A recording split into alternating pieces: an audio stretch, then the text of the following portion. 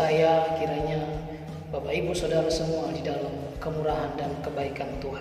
Pada kesempatan ini saya mengajak kita untuk merenungkan firman Tuhan di dalam kitab Ibrani pasal 12 ayat yang pertama sampai ayat yang ketiga.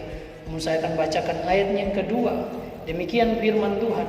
Marilah kita melakukan dengan mata yang tertuju kepada Yesus, yang memimpin kita dalam iman dan yang membawa iman kita itu kepada kesempurnaan, yang dengan mengabaikan kehinaan tekun memikul salib, ganti sukacita yang disediakan bagi Dia yang sekarang duduk di sebelah kanan tahta Allah.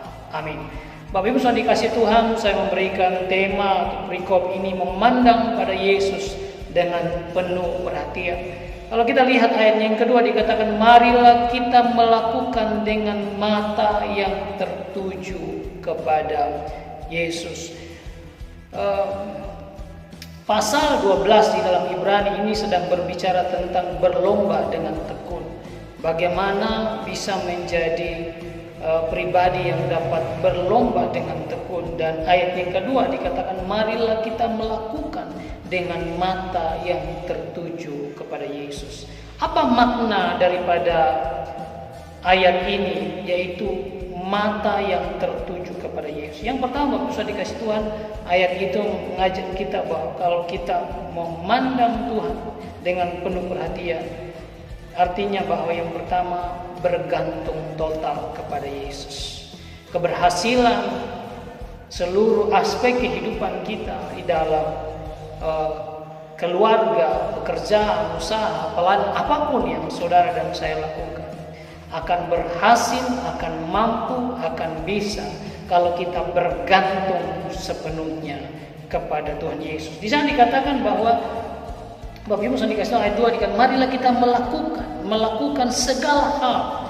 Bagian ini melakukan artinya mengikuti perlombaan dengan tekun.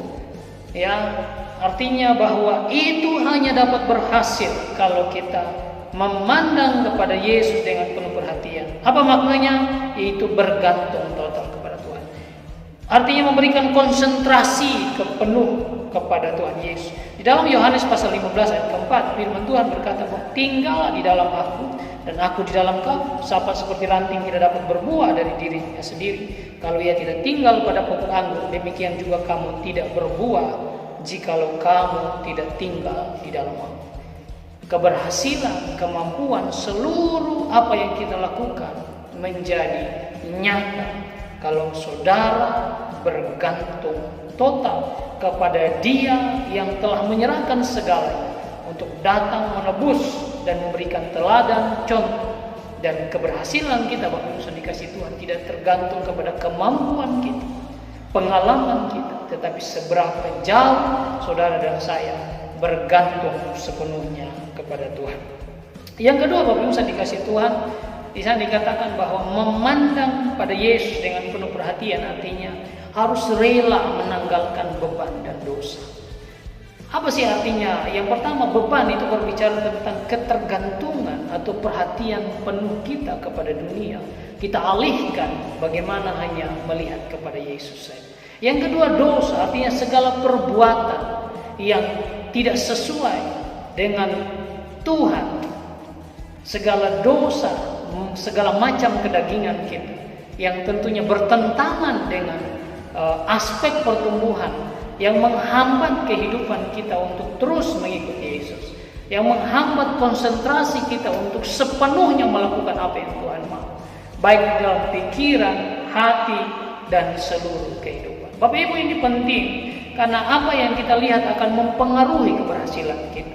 Adam dan Hawa melihat buah, akhirnya mereka jatuh ke dalam dosa. Daud melihat Betseba, akhirnya Daud jatuh ke dalam dosa. Demikian juga Yudas, demikian juga Safira dan juga suaminya. Mereka jatuh ke dalam dosa karena mereka terfokus melalui Ananias dan Safira jatuh. Demikian juga Yudas, Daud dan juga Adam dan Hawa. Nah, Tuhan mau hal-hal yang menghambat kehidupan kita tanggalkan dan kita fokus kepada Tuhan. Yang ketiga, Bapak Ibu dikasih Tuhan, memandang pada Yesus dengan penuh perhatian saja mengandung makna bahwa harus ada buahnya. harus ada hasil. Kalau kita baca pada ayat yang ketiga, ya, di sana dikatakan, ingatlah selalu akan Dia yang tekun menanggung bantahan yang hebat itu terhadap dirinya dari pihak orang-orang berdosa, supaya jangan kamu menjadi lemah dan putus asa.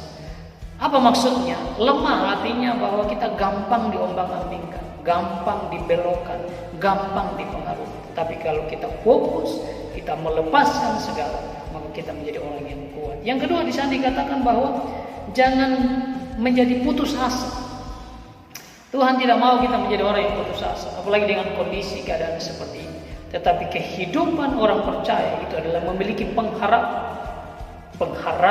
kepada Dia yang telah menang atas dosa dan atas dunia ini, yang telah menyelesaikan dan segala salib. Siapa Dia? Yaitu Yesus. Oleh karena itu, Bapak Saudara dikasihi Tuhan, pada hari ini saya mengajak kita, mari milikilah pribadi yang mantap pada Yesus dengan penuh perhatian. Apa maksudnya? Yang pertama, bergantung sepenuhnya kepada Tuhan Yesus. Yang kedua, lepaskan segala beban dan dosa, hal-hal yang menghalangi saudara. Dan yang ketiga, ada buahnya. Buah di sini bukan lagi lemah, bukan lagi putus asa, tetapi memberi pengharapan dan gairah untuk berbuah. Buah yang pertama adalah buah yang dihasilkan oleh Roh Kudus, karena pekerjaan Roh Kudus. Galatia pasal 5:21 ini berbicara tentang buah roh, kasih, sukacita, dan sejahtera. Yang kedua, buah jiwa-jiwa, membawa semakin banyak orang kepada Kristus.